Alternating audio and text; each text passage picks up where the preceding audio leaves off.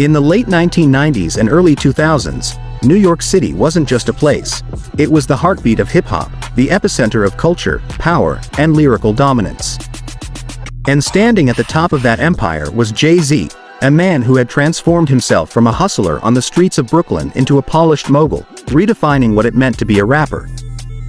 Jay-Z wasn't just making music, he was building an empire. Rockefeller Records was thriving, his albums were going platinum, and his influence stretched far beyond the booth. Every move he made was calculated, every lyric layered with ambition, wealth, and vision. He represented growth, elevation, and the idea that hip-hop could be more than just music, it could be power. But as Jay-Z solidified his position at the top, a storm was quietly building in Queens. That storm had a name: 50 Cent. Unlike Jay-Z's smooth, business-minded persona, 50 Cent came in raw, aggressive, and unapologetically street.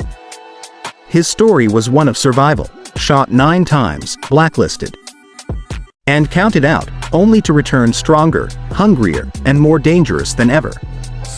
When he exploded onto the scene with Get Rich or Die Tryin', it wasn't just an album, it was a statement, a warning that the game was about to change. This wasn't just a clash of two rappers, it was a collision of ideologies. Jay-Z represented evolution, corporate power, and long-term strategy. 50 Cent represented disruption, fearlessness, and a refusal to play by the rules. And as both men rose to dominance, New York found itself divided. Fans debated endlessly. Who was the real king? The polished businessman from Brooklyn, or the fearless warrior from Queens? Behind the scenes, tension was building. Subtle lines in songs, interviews filled with coded language, and industry politics all hinted at something bigger brewing beneath the surface. This wasn't yet an all-out war, but it was clear that two giants were on a collision course. And when they finally met, the impact would shake hip-hop.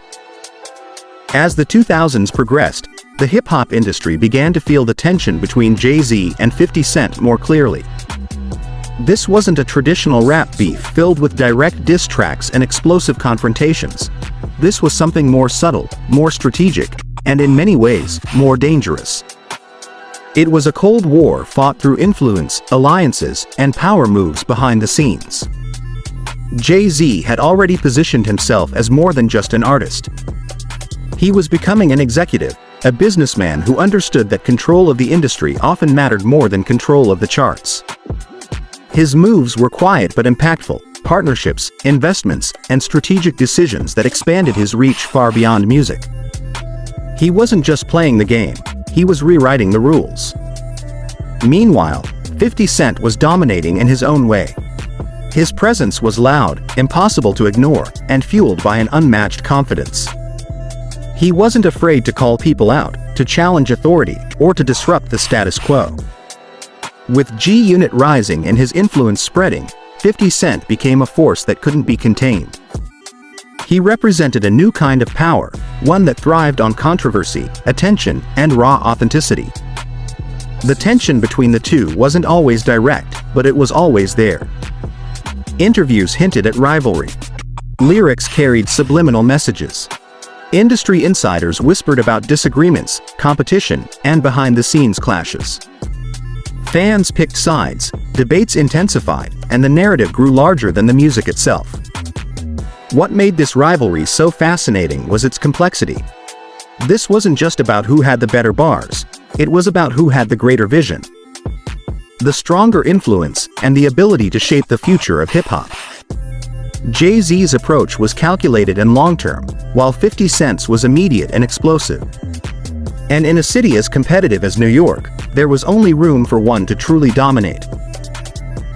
As time passed, the rivalry between Jay-Z and 50 Cent began to evolve. What once felt like an inevitable clash of titans slowly transformed into something more nuanced, a story not just about competition, but about legacy, respect, and the different ways power can manifest in hip-hop.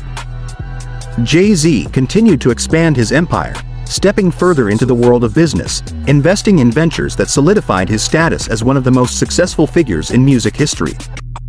He became a symbol of longevity, proving that a rapper could transition into a mogul without losing relevance. His influence wasn't just measured in hits, it was measured in impact, in the doors he opened, and in the blueprint he created for future generations. 50 Cent, on the other hand, carved out his own path, proving that his dominance wasn't limited to music. From television to entrepreneurship, he showed the same fearless energy that defined his early career. His journey was a testament to resilience, adaptability, and the ability to reinvent oneself without losing authenticity. He didn't follow the blueprint, he created his own. Looking back, the question isn't just who won. Because in many ways, both Jay-Z and 50 Cent succeeded on their own terms. They represented different sides of the same coin: strategy and aggression, patience and intensity, business and street. And together, they helped shape an era of hip-hop that continues to influence the culture today. The real story of Jay-Z vs 50 Cent isn't just about rivalry, it's about evolution. It's about how two individuals, coming from different backgrounds and carrying different philosophies, rose to the top and left an undeniable mark on the game. And even today, the debate continues. Who truly ruled New York? Who had the greater impact?